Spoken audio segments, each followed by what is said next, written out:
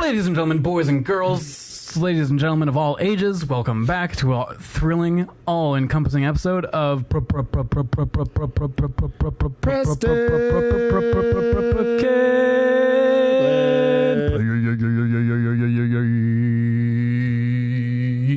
Nice. I hope I didn't ruin your. Nah, I realized I was literally stuttering. I was like a broken record. I'm like, I don't know how to get out of this. I'm just trapped. And then I looked at you like hoping that you would save me somehow, and you just came through. Nice. Like the clouds split open and just beams of light shone down upon me. Wow. And descending from the heavens was Preston with, what'd you have? Oh yeah, it was that hot fire. The hot fire descending from the heavens. That's your friend, Preston Black. Also, if you want to read more about it, read about it in the Bible, Revelations. I think. Yep. Is how that one went. Yeah, that's where you can find my story. So we just beat up the Gi Natak, the ghost leader of this tribe that was invading. There's really no like backstory about who those people are or what they were doing. Okay. It's incidental. So you don't really know what they're talking about. But gotcha. Point being, they were being invaded by some people. Before summarily kicking their ass. Yeah. If we recall, Bugenhagen has been telling us this story throughout this dungeon about the battle and about how there's this lone warrior who fought their way through the ranks of the Gi to take down the army finally. Mm-hmm. And we're just gonna look at something. Fuck yeah. Over here, Bugenhagen's floating ball. I'm just gonna pick this rock up here. That's some gravity materia. You're controlling gravity. That gives me the Demi spell. Demi Moore? Yes. Demi Lovato? Both. Well, damn. It's Demi Moore, and then the next level is Demi Lovato. Got you. Yeah. You heard it here first, everybody. Demi Moore is beneath Demi Lovato. She came first. What's Demine? Don't laugh at that. I'm sorry. I'll take that. I'm going to take my ball and go home on that one. Wow. Sorry for the silence. This is a very deep emotional moment. I'm feeling emotions right now. I know I've said this before, but I'm really tempted to make really shitty, super low poly versions of us just to make stupid animations with. So if you remember, Red XIII hates his father because he thinks that he abandoned his mother during the invasion. Uh-huh. But now he's learning. Yeah. Father would kill them all. Wow. They turned him to stone?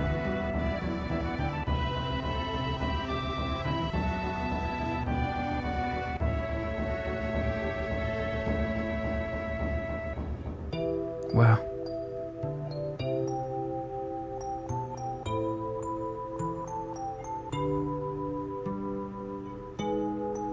This is giving me some serious Lion King vibes, just this angle here.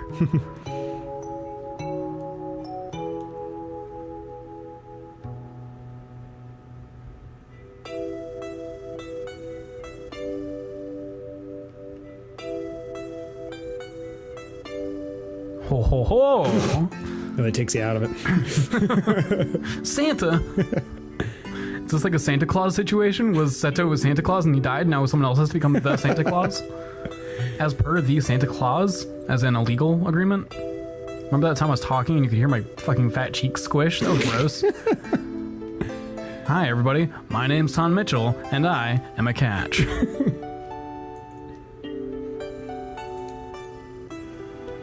Damn, boy. Okay, you got a whole other page to go through. I thought my man Preston over here was just cooking the berry through this mess. I kind of am. You really are.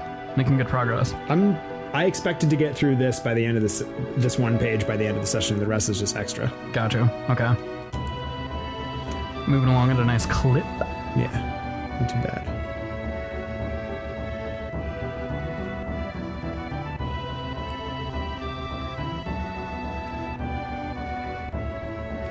So basically what's happening is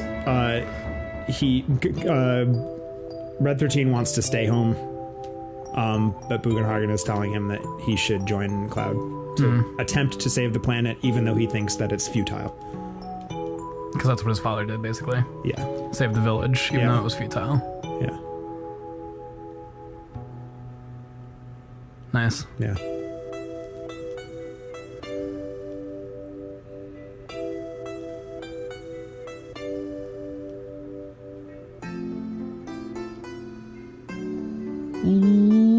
Ladies and gentlemen, boys and girls, sports fans of all ages, welcome back to the only WWE recap show within a Let's Play. It's Let's Talk. Preston, we were discussing earlier that it's finally confirmed that there will be a women's tag title. Yeah.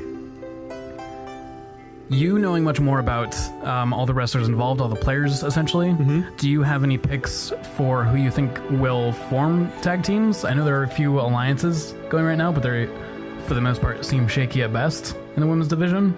Do you have any picks for who you think will be the most successful? Or who they're going to pair together? I think that they're probably going to, I don't know. I feel like the first,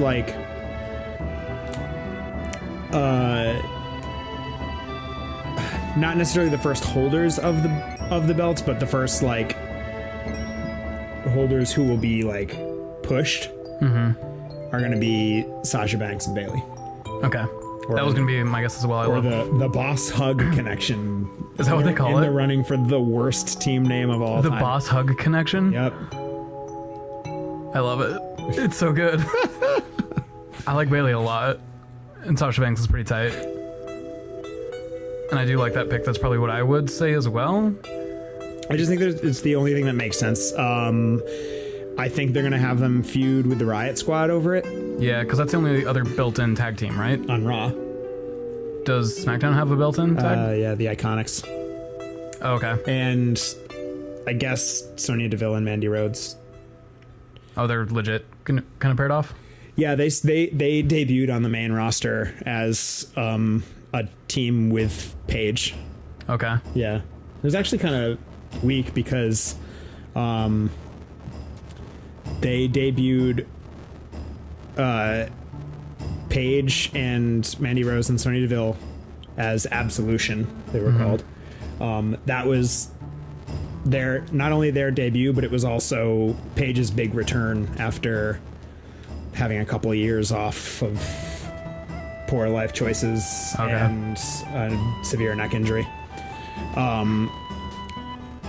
And then the following Thursday of that same week, they debuted the Riot Squad, and it was observed they both had a fighter character.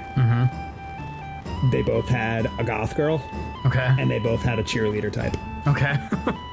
And the internet was just like, come on, WWE, put some thought into this. I'm glad that Riot Squad has maintained their trajectory, sort of. They've kind of floundered a little bit. They haven't really been put in any major programs. They've had a couple, because of motherfucking Ronda Rousey. A couple of small pushes. Yeah, I hate to say it, but who do we want right now? We don't need anybody in particular right now. Kate Seth. Actually, that's a lie.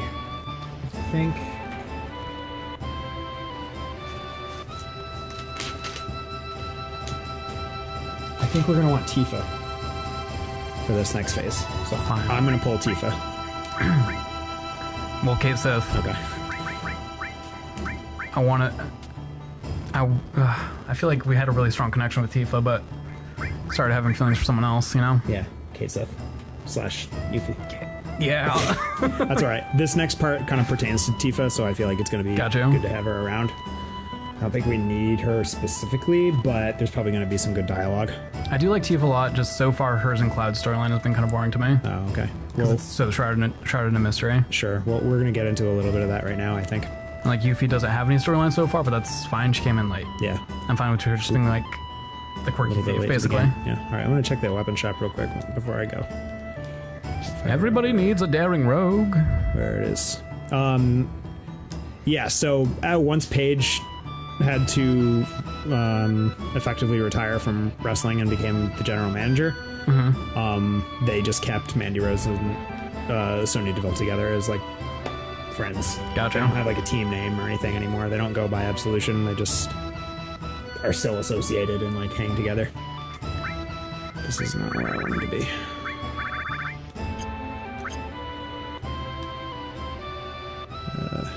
Lit.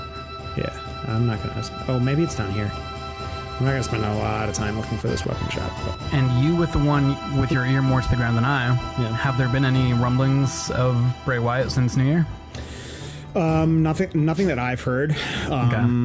All that I heard was that it was predicted that he's been wrestling in dark matches, and then I mentioned that. I think he's been working with John Cena, or it was just predicted that his feud would be with John Cena upon his return. And as you know, they've done that before, and I think they did good work together. So but no, there has not been anything from Bray Wyatt since then. Over here, maybe? There's a weapon shop around here somewhere, man, and I'm gonna find it. Because I want to make sure I've got good... Oh, here it goes, the big sign that says weapon. I thought it said Tiger Lily ass drop for a second. I don't know if you caught... yeah. I don't know if you caught the dialogue there. People in Cosmo Canyon don't like to compete. So all of these are replicas. But it's okay, you can actually use them. Oh, wait, what? they're replicas of weapons. Okay. It's weird, like, because the guide said don't buy Kate Sith a new weapon because you're going to find one in the cave, but it wasn't as good as the one that I already have. Yeah. And that one is. So, alright, let's see. This shit. Get this shit. Oops. Get this shit. Yeah, get that shit. How many silver armlets do I have, please? Where are they? There they are. I really need to take a page out of your book and be more consistent about playing through my backlog. Because I keep like, either go back to Overwatch, which I do love, and I'm sure I'll continue to play on the side. But I spend so much time like either looking for something new or just casually playing a little bit of something I have. And like, I would love to actually finish Final Fantasy IX sometime. And like, I have so many RPGs I want to get through. Yeah. And one in particular, someone I follow, I think on Twitter, is playing through Gravity Rush 2 right now. And it's reminded me of how much fucking fun that game is. I really need to finish that one off. That game's tight as hell. It's like the best Spider-Man game. Which one is it? Gravity Rush 2. You're basically a magical girl who can control gravity. Yes, okay. I knew I'd heard of that for some reason, but I wasn't... I couldn't think of it. It's hard for me to invest in because it follows the plot and story very closely of Gravity Rush 1, which I did not play because it was on the PSP. So like, I have a huge amount of fun playing the game, but every time there's like a cutscene or character development, I'm just like, neat, let's go play with gravity some more. I'm not going to bother saving because I'm not going to head into anything. Fuck yeah. Very soon. We're going to get on the road here. On the road again. Oh, Red XIII's coming. Road again. Aw. What? We were going to leave without you. Come on, let's go. Bugenhagen, you're so slow. And the award for most fun name to say goes to... Bugenhagen! Oh, I've been really jealous every time I've heard you say it, so I had to kind of shoehorn my own opportunity in there. that's fine. Give myself a taste of that pie. Get high on that supply. Yeah. I don't know why. She swallowed the fly. Alright, let's go. I guess she'll die. Buggy's fixed. We are off. Vroom vroom, motherfucker. Vroom vroom. Are we on the right way here? Yes. Where are we off to? We are off to Nibelheim. And what's our reason? Are we still... We're still following Sephiroth, and this is just where the path goes. We have to go through. We have to go through the mountains to continue. I wasn't for sure if we still had his trail or if we were looking for clues. No, we are following. Do you want to traverse this trail in the next undeniably incredible episode of the most intimate 15 minutes on YouTube? Preston can't play. Sure. Sounds great.